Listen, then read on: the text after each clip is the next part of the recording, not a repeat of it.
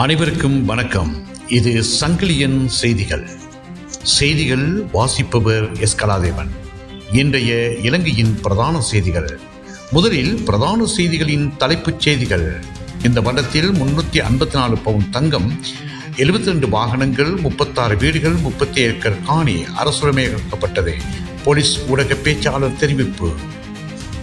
வெளிநாடுகளுக்கு அனுப்புவதாக யாழில் 30 கோடி ரூபாய் மோசடி, ஒருவர் கைது. கோத்தாவிடம் பறித்தது அவருடைய வீடல்ல, அனந்திச்சி ராஜபக்சி நானல்ல என்கிறார் கோத்தா. சங்குப்பிட்டியில் மீட்கப்பட்ட உடல், யாழ்ப்பாண பெண் கொடூரமாக கொலை, 10 பவன் நகை மாயம்.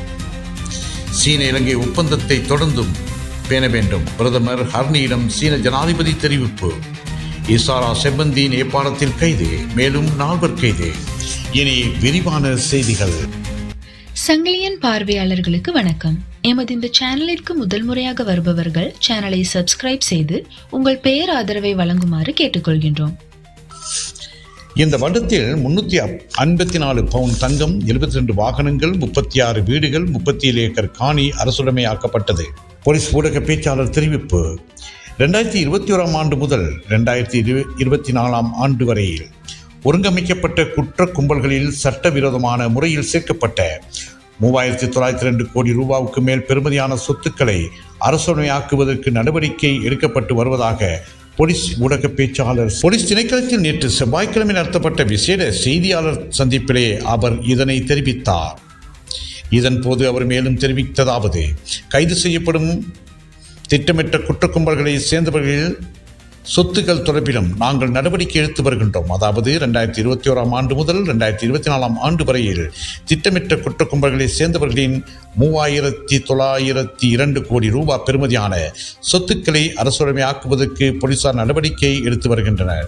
இதேவேளை 2025 ஆண்டில் 73 கோடி ரூபாய் பெறுமதியான சொத்துக்களை அரசுடைமையாக்குவதற்கு நடவடிக்கை எடுக்கப்பட்டுள்ளது.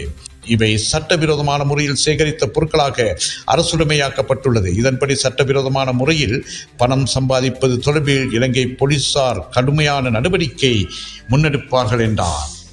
யாழில் 30 கோடி ரூபாய் மோசடி, ஒருவர் கைது. வெளிநாடுகளுக்கு அனுப்புவதாக கூறி பலரிடம் கோடிக்கணக்கான பணத்தை பெற்று மோசடி செய்த குற்றத்தின் கீழ் யாழ்ப்பாணம் அரியாலை பகுதியைச் சேர்ந்த சந்தேக நபர் ஒருவர் கைது செய்யப்பட்டு விளக்கமறியலில் வைக்கப்பட்டுள்ளார். விசாரணைகளின் அடிப்படையில் சந்தேக நபரை நேற்று முன்தினம் திங்கட்கிழமை கைது செய்தனர். இவரிடம் நடத்தப்பட்ட விசாரணைகளின் பின்னர் நீதிமன்றத்தில் முன்னிலைப்படுத்திய வேளை 14 நாட்களுக்கு விளக்கமறியல் வைக்குமாறு நீதிவான் உத்தரவிட்டுள்ளார். கோத்தாவிடம் பறித்தது அவருடைய வீடல்ல, அனந்திச்சி ராஜபக்சி நானல்ல என்கிறார் கோத்தா. கதிர்காமத்தில் மாணிக்க கங்கைக்கு அருகில் கட்டப்பட்டுள்ள கட்டிடம் தனக்கு சொந்தமானது அல்ல என முன்னாள் ஜனாதிபதி கோத்தாபாய ராஜபக்ச முகநூல் பக்கத்தில் தெரிவித்துள்ளார். அந்த கட்டிடம் குறித்து திங்கட்கிழமை தொலைக்காட்சி ஊடகம் ஒன்றில் குறிப்பிடும் போது அதில் எனது பெயரையும் பயன்படுத்தியுள்ளனர். அந்த கட்டிடம் குறித்து குற்றப்புலனாய்வு திணைக்கள அதிகாரிகள் விசாரணைகளை மேற்கொண்டு வருகின்றனர். இது குறித்து நான் குற்றப்புலனாய்வு திணைக்களத்தில் வாக்குமூலம் வழங்கியுள்ளேன். அந்த கட்டிடத்துக்கு மின்சார இணைப்பு வழங்குவதற்காக தயாரிக்கப்பட்ட ஆவணத்தில் ஜி ராஜபக்ச என்ற பெயர் குறிப்பிடப்பட்டுள்ளது. ஆனால் அந்த ஆவணத்தில் எனது கையொப்பம் இல்லை. அந்த ஆவணத்தில் உள்ள எழுத்துகளும் தெளிவற்று காணப்படுகிறது. எனவே கதிர்காமத்தில் மாணிக்க கங்கைக்கு அருகில் கட்டப்பட்டுள்ள கட்டடம் எனக்கு சொந்தமானது அல்ல என நான் உறுதியாக கூறுகிறேன் என தெரிவித்துள்ளார்.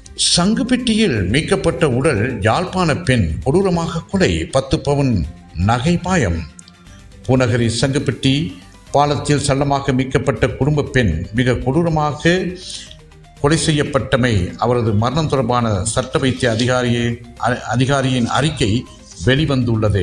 கொழும்பு நீதிமன்ற வளாகத்துக்குள் பிரபல குற்றக்கும்பலைச் சேர்ந்த கணேமுல்ல சஞ்சயை கொலை செய்த சம்பவம் தொடர்பில் பல மாதங்களாக தேடப்பட்டு வந்த இசாரா செவ்வந்தி நேற்று நேபாளத்தில் கைது செய்யப்பட்டு இலங்கைக்கு அழைத்து வரப்பட்டுள்ளார். மேலும் சில இலங்கையின் விரிவான செய்திகள். சீன இலங்கை ஒத்துழைப்பை தொடர்ந்தும் பேண வேண்டும், பிரதமர் ஹர்னியிடம் சீன ஜனாதிபதி தெரிவிப்பு. சீனாவுடனான இலங்கையின் உறவினை மேலும் பலப்படுத்தும் வகையிலான விரிவான பேச்சுவார்த்தை சீனா ஜனாதிபதி ஜி ஜின்பிங்குக்கும் பிரதமர் ஹர்னி அமரசூரியவுக்கும் இடையே இடம்பெற்றது. பெண்கள் பற்றிய உலக தலைவர்களின் மாநாட்டில் கலந்து கொள்ளுமாறு ஜனாதிபதி ஜி ஜின்பிங் விடுத்த அழைப்பின் பேரிலேயே பிரதமர் சீன விஜயத்தை மேற்கொண்டு இருக்கின்றார். பீஜிங்கில் நடைபெற்ற இக்கலந்துரையாடல்கள் இந்த நாட்டின் ஆரம்பத்தில் ஜனாதிபதி அனுரகுமார் திசநாயக சீனாவுக்கு மேற்கொண்ட அரச விஜயத்தின் விளைவுகளை அடிப்படையாக கொண்டே முன்னெடுக்கப்பட்டன என அந்த செய்திகள் தெரிவிக்கின்றன.